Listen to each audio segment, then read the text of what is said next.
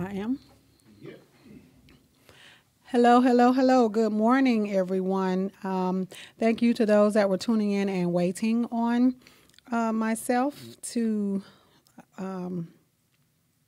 my wonderful family and friends that are always supportive. I thank you as well.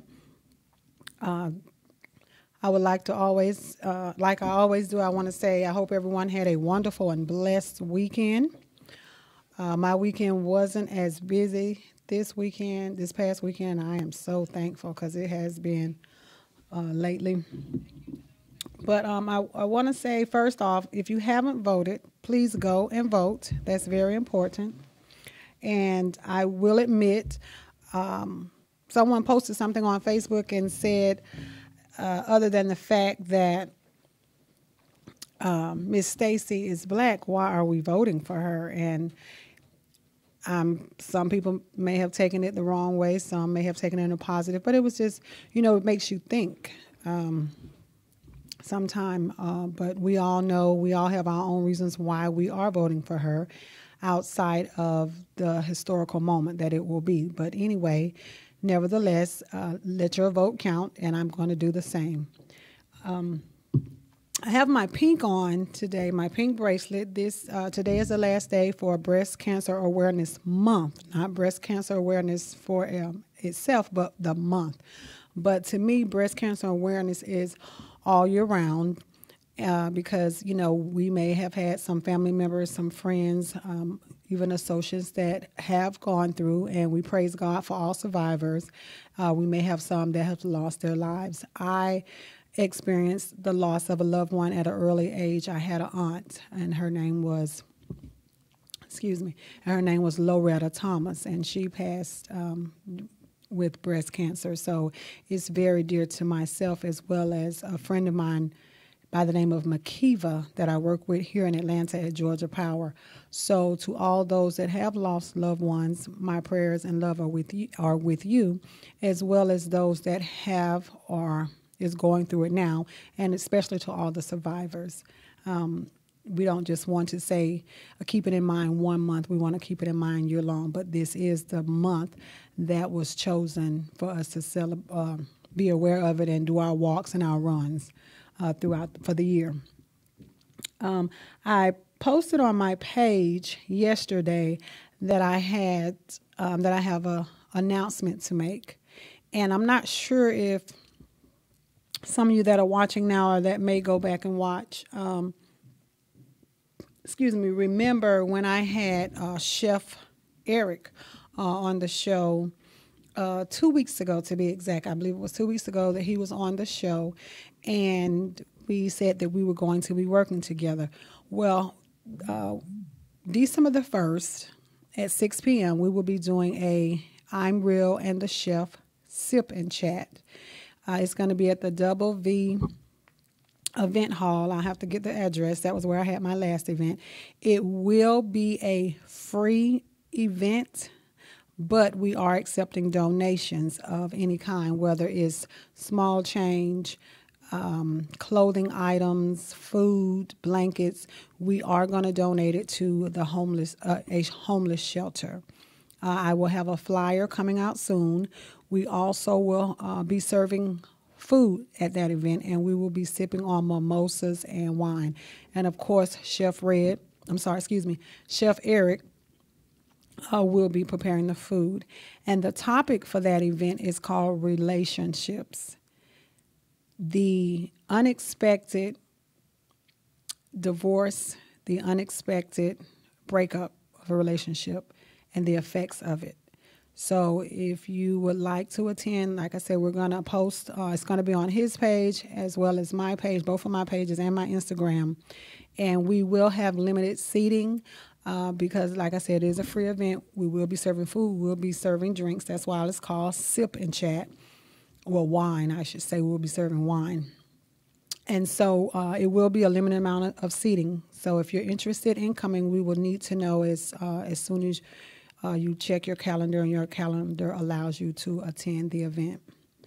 Once again, I want to say good morning to all of you that have tuned in. I do appreciate it. I appreciate you taking the time out of your busy day to tune in.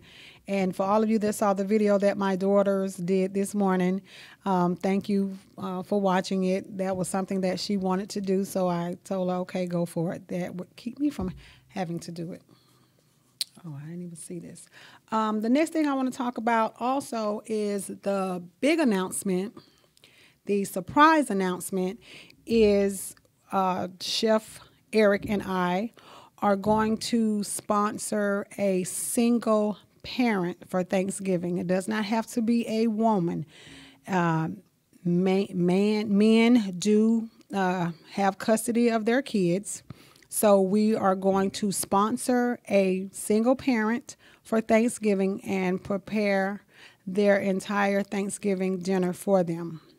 And we will deliver it to them if they would like, or if they would like to go somewhere, we will do that. So what we're going to do to select it is we would like for you, the viewers, if you share this on your page, of course, here in Atlanta, and I'll even put it as far as in Augusta because that's close and that's my home, or Wren, Stapleton, Jefferson County. If you would either inbox me or inbox Chef Eric and let us know why you feel this particular mother or father deserves to have Thanksgiving. I don't want to say deserve. Deserve doesn't sound good. Why you would like to surprise them and giving them the Thanksgiving dinner. You can also just put their name, if you would like, on my page. Either way you would like to do it. But yes, we are going to make the decision and announce the name in 2 weeks on my show, which I'm not sure of the date, but it will be in 2 weeks. And it doesn't have to be a long, drawn-out paragraph.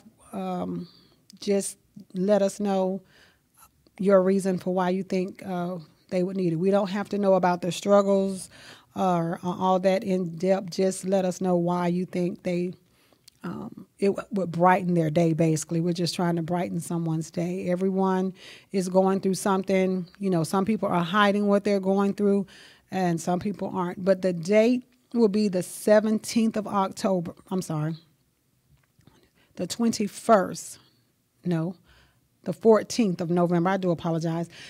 The 16th, we'll do it on the 16th. I'll announce it. If we have enough people, we'll announce it by the 14th, which is a Wednesday, because I would like to announce it on the show, whoever we select. So please get those names and their information and why you think it would brighten their day to have Thanksgiving dinner for the mother or father of their children. And I would greatly appreciate that. Today I decided to speak on depression. I did a show on depression last year, and it touched home for myself because I have been in a depressed state, which I try very, very hard to stay out of now. And I think for myself, one of the ways that I know I have learned how to deal with it when it tries to enter into my mind is to speak positive light and words into my life. And when I say speak positiveness and speak life into yourself or myself or to someone else, we have to be mindful of the words that we use. And one of the words that, one of the things that came to me, and it came to me this morning, was a lot of times when we are depressed or, you know, we start talking to someone and telling them how we're doing, we'll say, you use the word or have used the word, I'm going through hell. And what I have decided, I no longer say I'm going through hell. What I will say is I'm in an unpleasant situation right now. Because if I say I'm going through hell, that's giving the enemy the victory, letting him know that it's extremely hard. But to me, if I say I'm going through an unpleasant situation right now, that could be anything. It could be the feeling that's unpleasant. The situation could be unpleasant. So that to me, that's a way to speak positive light in a sense versus speaking negative light by saying I'm going through hell. Another thing that has helped me in my when I was feeling depressed. Hello to Courtney and Monique for joining in. Carlos, Katima, and I can't see the other names. I do apologize. But the another thing is know who to talk to. Know who to. It's like sharing your business.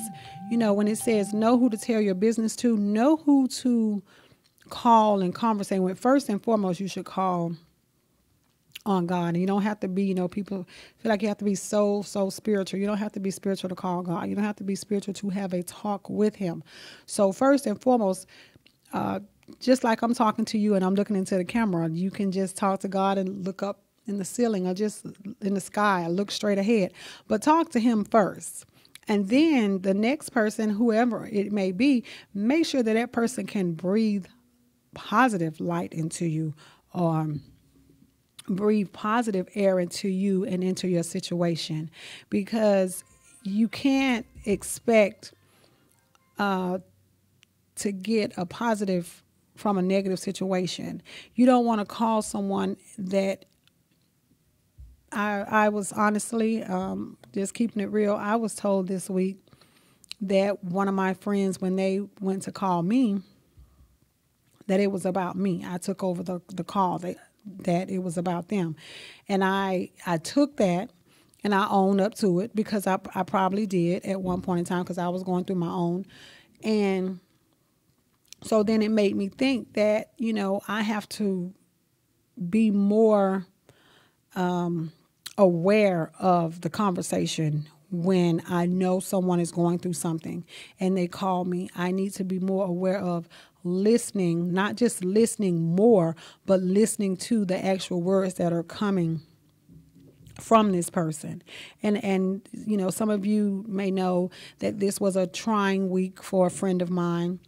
And I hope I'm never going to call the name, but I hope that person doesn't get upset by me saying this. But I had a friend who is going through, I have a friend that's going through depression. And the depression was so bad that he was kind of thinking about taking his own life. And I didn't take that lightly.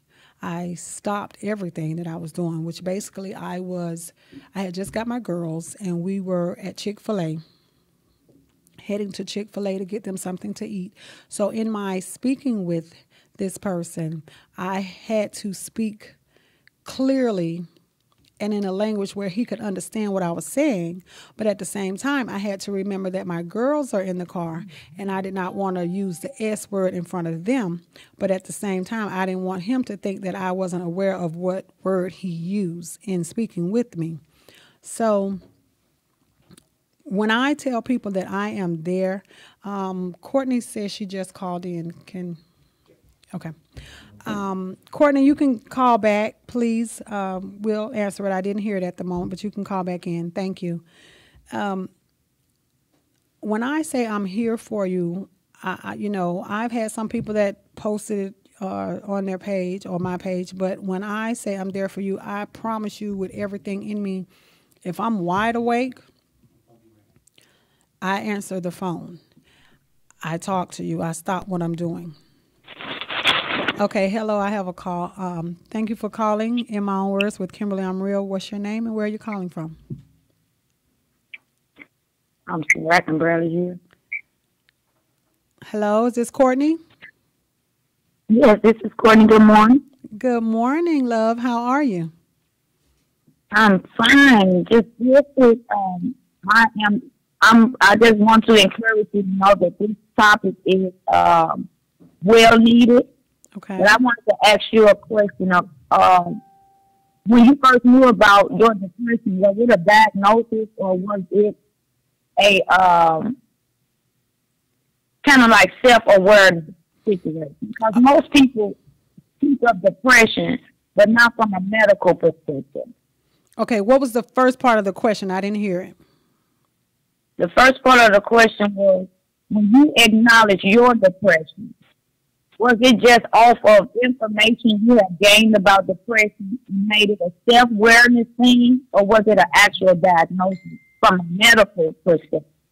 No, I've never been diagnosed through a doctor or anyone excuse me, for me, how I knew I was depressed is because I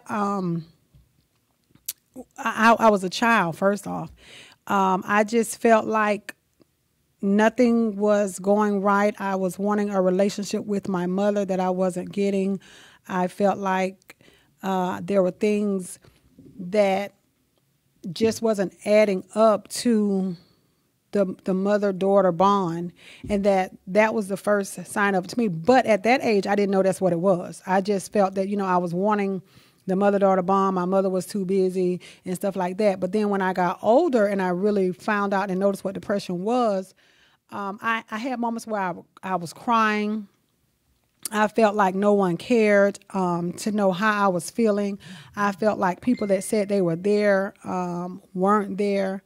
And so that's how and just listening and to other people, that's what made me feel like that's what it was. It was depression. And, I honestly told, What'd you say? I kind of wanted to share this point with you. Okay. About, I often say some of us are grown women and some of us are little girls in grown women bodies. And this is where I got confused with my depression versus my trauma of rejection. My trauma of rejection in my childhood was my mom rejecting her love for me. Okay. So the trauma of the rejection was never dealt with medically. So when that sadness began to come, those reminders began to come, I learned through treatment that those were the triggers of the trauma of the rejection versus depression. Does that make sense? Yes. So we sometimes we are traumatized, but because we have so many self-defined definitions of different things, we don't even define trauma for what it really is. So I'm just saying, not taking away from you being depressed, I just say this conversation is so needed because I found through therapy that we are sometimes being triggered or have triggers from a trauma. And we are confused with depression, which both is severe. They are both severe, but that the trauma of rejection is a lifelong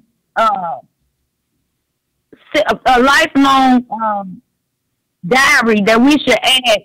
We should add something in every day to discover ourselves. Well, I can agree with you when you use the word. I'm making sense. No, when you use the word trauma, and I'm sitting here and I'm listening to you, and I think back over my life, and I can agree with you that's probably I would say that's what it was in the beginning. It was trauma, and if I go like now, if I sit and I think sometime now, just being honest again, when I think about what my mother is going through as far as losing her husband, and I'm reaching out and I'm trying to be there for her, and I'm trying to set up Christmas and do Christmas with her because this will be her first year. And then, she's slow to respond and say yes or no. Then I can say the trauma part that you're speaking of goes, in my mind, it goes back to, okay, well, you're used to this because this didn't just start now. This is something that's been going on a lifetime. So you should be okay with it by now. There's no love loss. It's not saying there's any love loss. This is just the way it has been. So the trauma, so I would say yes. For me, I would say when I was younger that's what it is. And the trauma is lasting a lifetime. But I have learned to get over it, but I'm not past it. If I'm saying that correctly, I'm over it, but I'm not past it because there's a relationship and a bond that I'm still longing for, but I have come to the realization I probably will never have it. So that in itself right there at a point used to get me depressed because I would be like, if I wanted to call my mother and I wanted to talk to my mother about certain things, then I couldn't speak with her because the bond wasn't there. So I appreciate the fact that you called and you brought up. Somebody else may see the same thing, but for me, when you explained it and you broke it down like that, then I can agree with you. Trauma and depression. You have to know, and you have to be able to identify. And for myself, I was able to identify because of what you just said and how you explained it. Because the trauma could be the result of trauma could be lost identity versus depression can kind of heal over. It's one is, I don't like to really say one is more severe than the other, but reality it is. Right. So I was just helping anybody that's listening that it's almost like if you ever listen to a song and it could bring up memories from something that happened in the past. Mm-hmm. That's something from Sister. I can't get my words together this morning. I know what I'm trying to say. I just cannot articulate the words right now. Okay, it's okay. But at the end of the day, it's a familiar spirit that comes to remind us.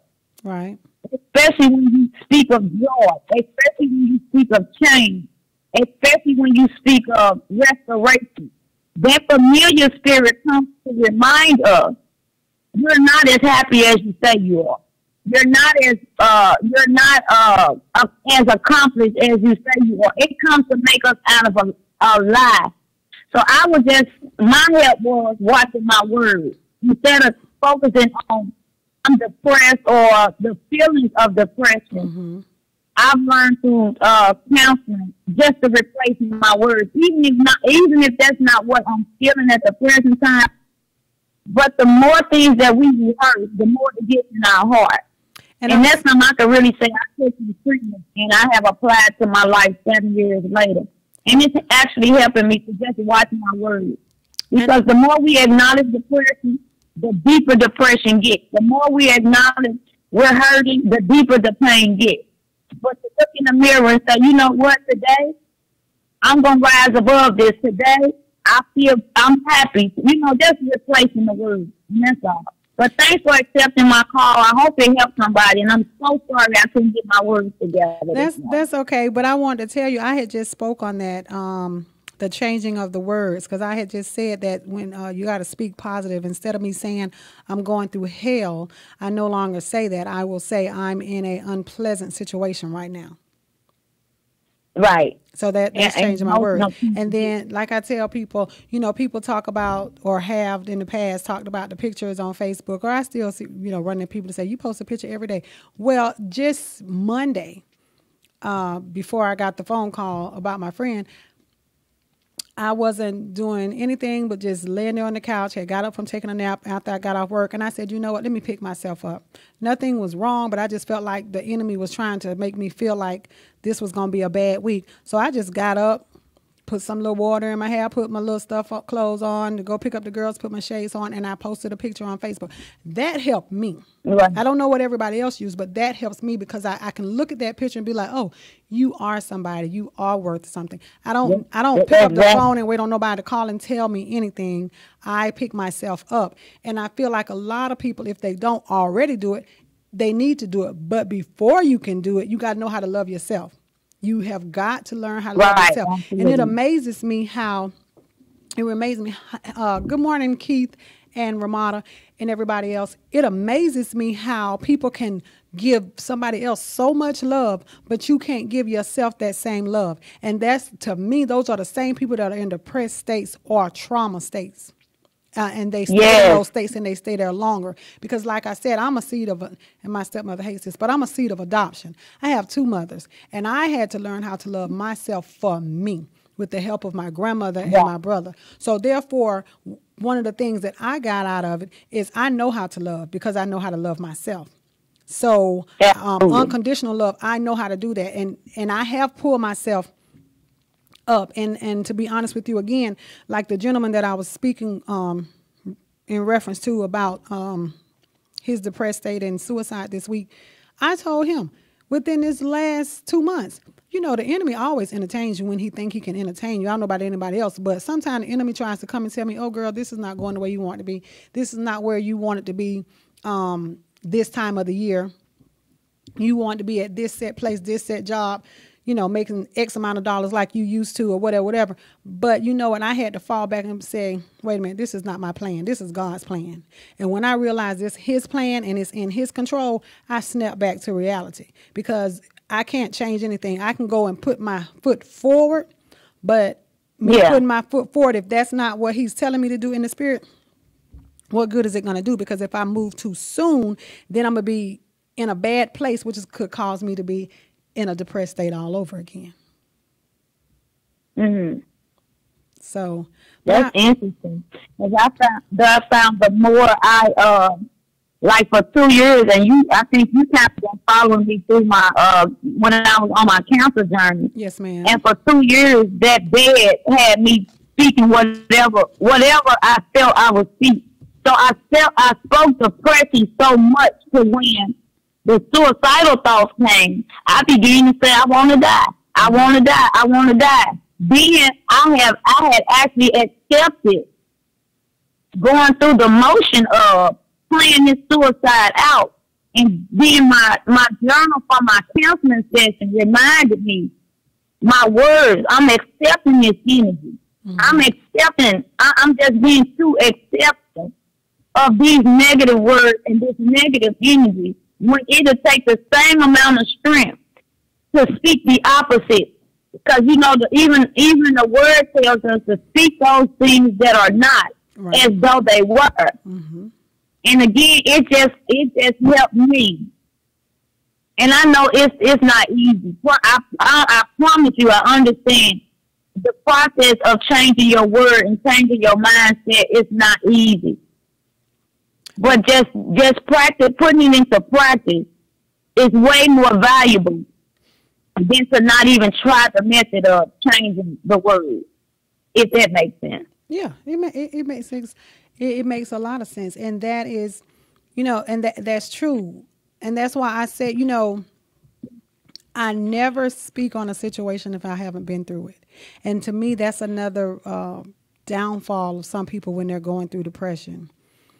They speak to people that haven't been through certain situations or haven't been through, like, I'm not going to say I come as close to, the thought of suicide, but it has entered my mind sometime.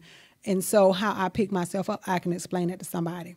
I can't go and help somebody get out of depression if they're going through a divorce if I haven't been through a divorce. I can't tell you what that's like. So for me, when I was going through what I was going through, I needed to talk to somebody who has a mother, but the bond wasn't there. I know what a bond is like. I have a bond. I have a bond with my father. I have a bond with my grandmother. I have a bond with friends and associates. So I know what a bond is like. I know what love is.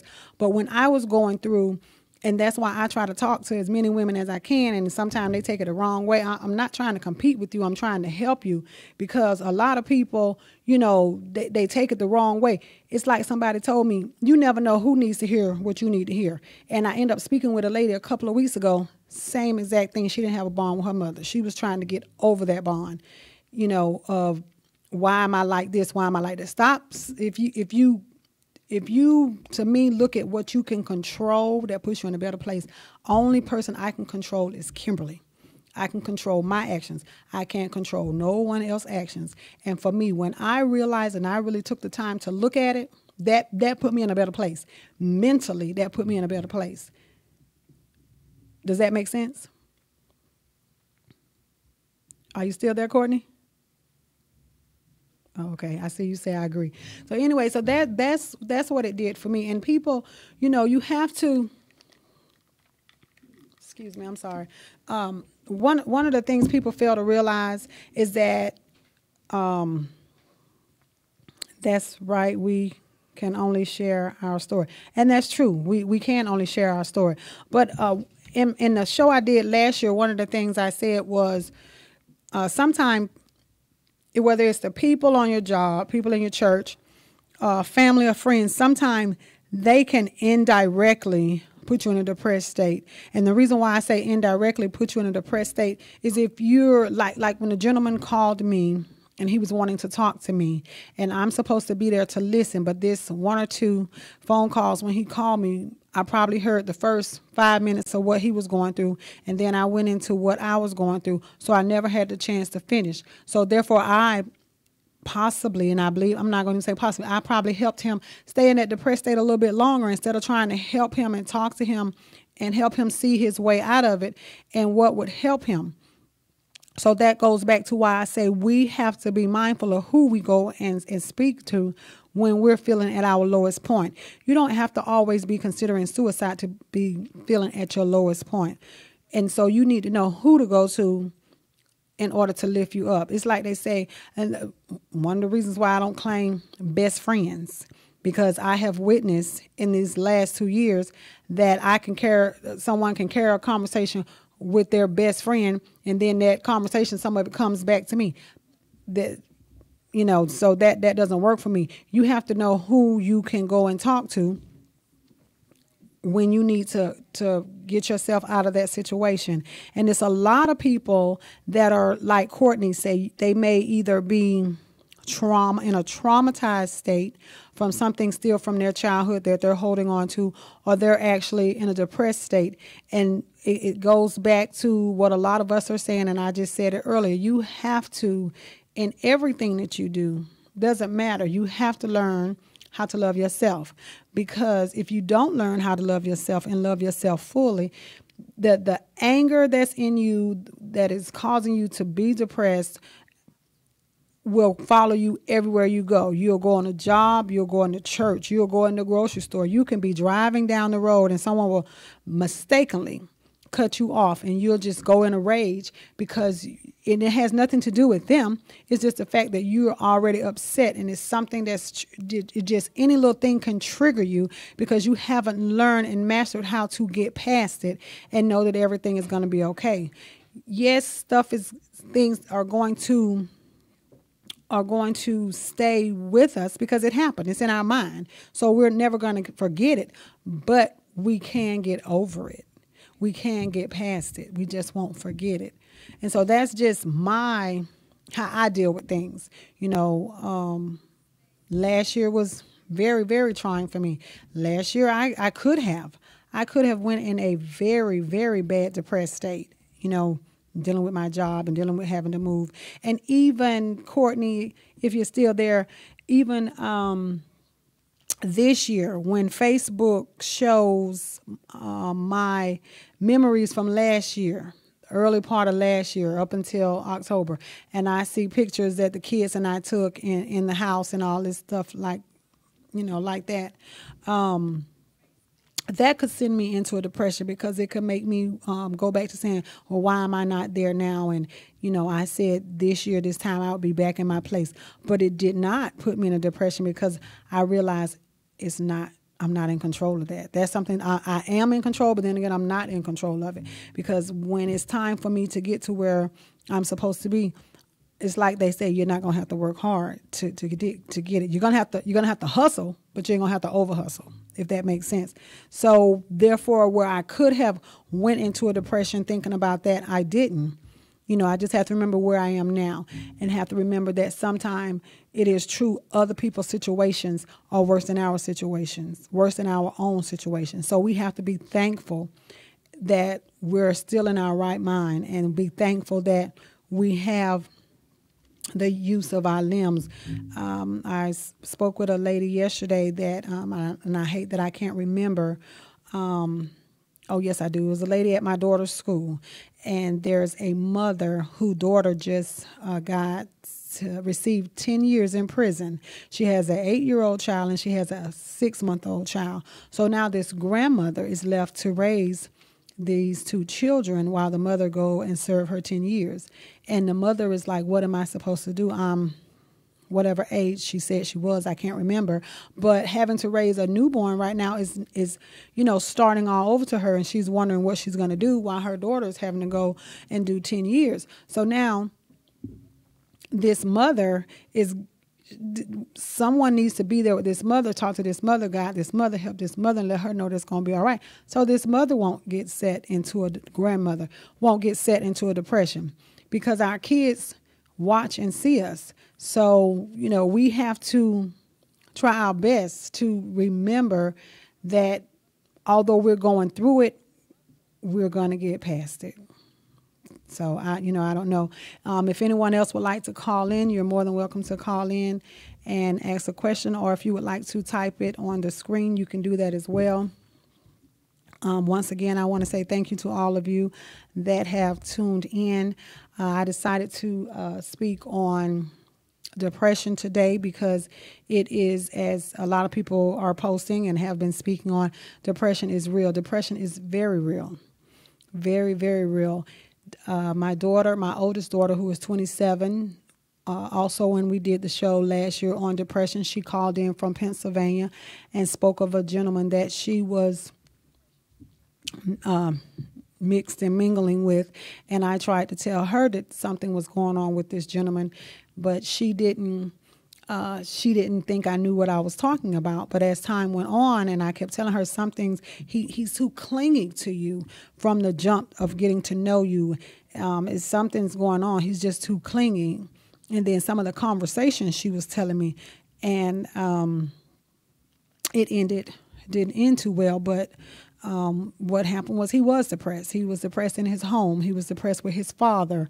And then when my daughter told him that she had to back away, he didn't take that too well neither, because she was someone that he could talk to, someone that kind of understood him. And the reason why I say kind of understood him is because she couldn't understand him fully, because she wasn't paying attention to the signs and the words that he was speaking.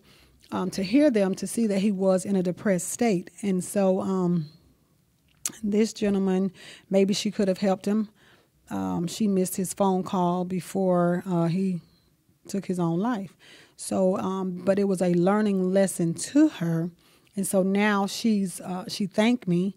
She spoke about it on the show, and now she's more aware at listening to people. And I'm not saying by no means that people that are clinging to you from the beginning are depressed people, but it's just some of the things that she told me they were discussing in their conversations. It is what made me, and then maybe it was the discernment or the Spirit of the Lord that also helped me in telling her that he was in a depressed state. So the main thing is, if you feel that it's that bad, and in speaking with someone doesn't help you understand and look at yourself in a better light and know that where you came from, the good part, the high part of your loving on yourself. If you feel that after speaking with someone and being around someone that's not helping, then you need to go and seek help, because although, myself, I can only speak for myself. I'm not licensed to speak with anyone.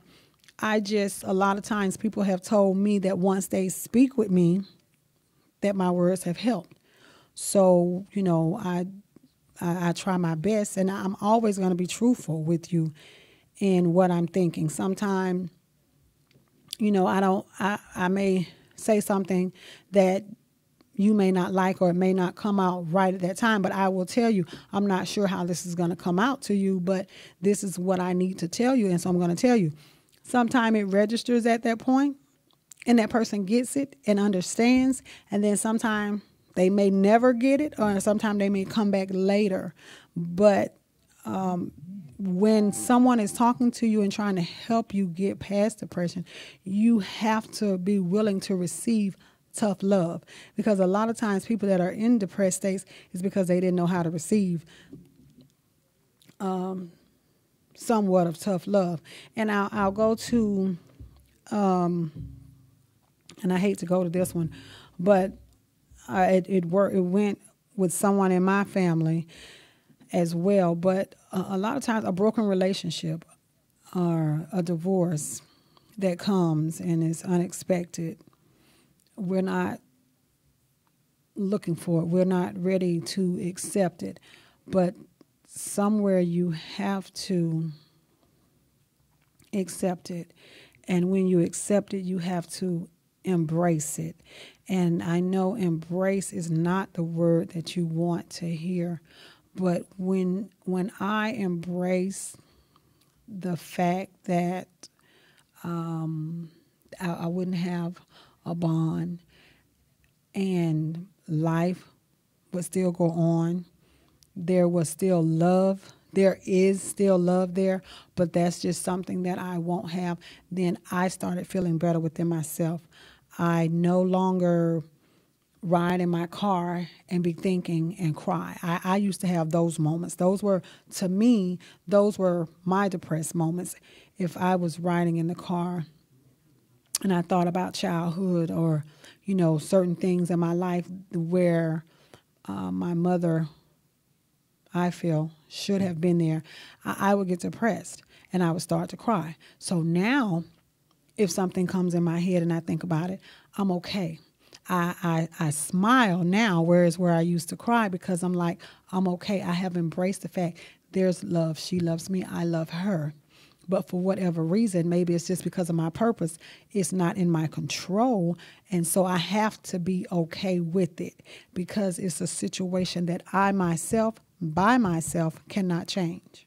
So that's where the embracing part comes in. So that goes for when people, it doesn't have to be a marriage or a relationship, when people decide to walk away from you, you have to learn to embrace those steps as they're walking away.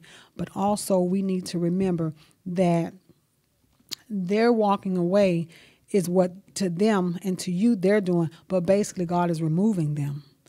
And when you look at it that way and see that they're somewhere down the line, there's a blessing behind it, you should embrace it. You should rejoice in it. So we need to stop allowing people indirectly to get us in a depressed state as well.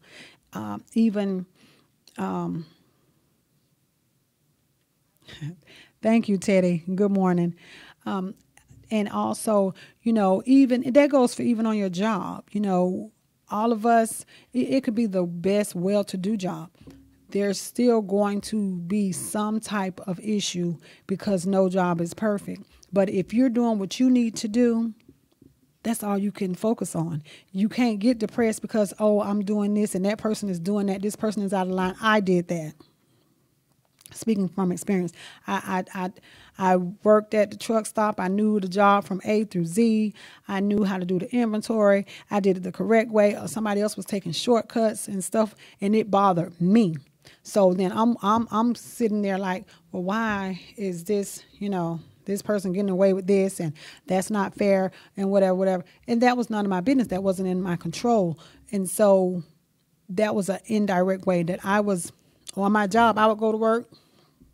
If I had to work with that person, sometimes I didn't want to work with that person, but that wasn't that. And they knew what they were doing, and they knew they was getting away with it, and they knew it was getting under my skin. But that was causing me problems. That was causing me a little depression, me not wanting to go to work, me feeling like I wasn't doing my job right when I actually was doing my job right. So we just need to, some part of depression, and that's just me saying, is pay attention to what's for you, what's meant for you, what's going to help lift your spirits. If it's not going to lift your spirits, if it's not going to breathe life into you, if it's not going to speak life into you, leave it alone, leave her alone, leave him alone, leave them alone, and just go ahead and do what you need to do. My thing right now is I am in a season where I love on those that love on me. Doesn't mean I love anybody any less. I don't love anyone any less, but I am loving on those that love on me. So those that love on me, they know how to speak life to me. They know how to breathe on me, and we go further. We're going to go higher, and we're going to do wonderful things together, even if it's just sitting and talking and laughing and sipping or whatever it is. So I feel like if you get your people that's loving on you and you loving on them, you'll be good to go. You're still going to have your ups. You're still going to have your downs. You still may have depression is going to come to you because that's the trick of the enemy. That's what he is here to do. He is going to get to you. But like I said, and like the caller said, get in the mirror. Look at yourself. If you need to find something new to do with yourself, do it. Whatever's going to lift your spirits, do it. If you don't wear makeup, throw on a little makeup. Try it. You never know. You might like it. As for myself, I don't wear weave, but it's a hairstyle that I want. So who knows? One day you may see me in weed for 1 or 2 days. That's about as good as it's going to get. But anyway, so if I need to do something different to lift my spirits, to make me know that I am worth every piece of silver and gold that God said is for me, then that's what I will do. Stop always waiting on other people to lift your spirits. Stop. And in my case, I had to stop worrying about who's over here doing this, and this is what I'm trying to get started, because I posted it yesterday. Everybody has their own arrival time. And I've had people, I just had someone in my inbox early this morning. I don't know where this person came from, what made him send this to me. All I know is he said he's watched some of my shows, I guess caught up on my shows, and he told me to sit still, do not move, and keep doing what God is telling me to do. And I was at work, and I'm looking around, and I'm looking at my phone. I'm like, where did this come from? Honestly, I went to his profile page. I'm like, okay, I'm for real. I was like, where did this come from? Just out the blue. So you never know who's watching you. And if a person know that you're feeling down, and then they see you and your spirits, lifted, and they know you're going through a situation, but you get up and you smile every day, and you looking like new money, or you looking like you have Brazilian hair when you really have synthetic hair, do what you need to do. It is what it is. Because this is your life to live. And it wasn't planned for you to live in depression. It wasn't planned for you to live in hurt. It wasn't planned for you to live with hatred and people that don't know how to love on you.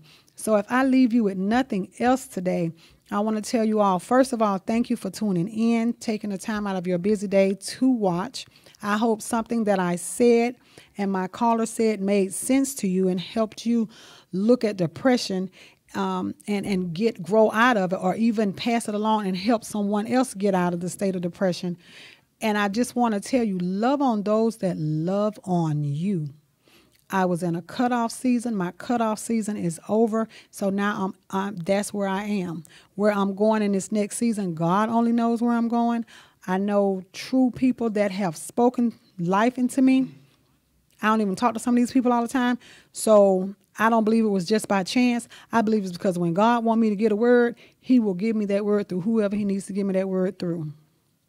So I'm giving the word to you to love on yourself first, unconditionally, and then love on those that love on you. Those that walk away from you, that's fine. It's not their doing. I don't care what they tell you, how they tell you. That's not their doing. You don't have to believe in the Bible to know that the Bible is real. So when people have walked away from me, bye. I'm still going to love you. I'm just going to love you from a distance. That's all it is. No problem. I'm good with it because I know I've learned. I've been through enough hell to know how to love myself and pick myself up from the dirt. And that's what you need to get. So, Teddy, it says people are, what is that, components in your life, but God wants to be the component of your life. I think I'm saying it right. True facts. But anyway, so again, what I will say is the Thanksgiving dinner, for those of you that did not see it or hear me, I'm sorry, for all of you that may not have heard what I said in the beginning, the second Wednesday of this month on the show, I will be announcing a winner for Thanksgiving dinner to be prepared and delivered to a single mother or a single father. Chef Eric, that was with me 2 weeks ago, we are doing some work together, and that's one of the things we're doing. So once again, I want to thank everyone that tuned in today. Thank you for watching. Also, you can catch this on Facebook as you are, and you can catch it on Instagram, Periscope, and some other areas. But I will be back next week, same time, 10 a.m., in my own words, with Kimberly, ImReal.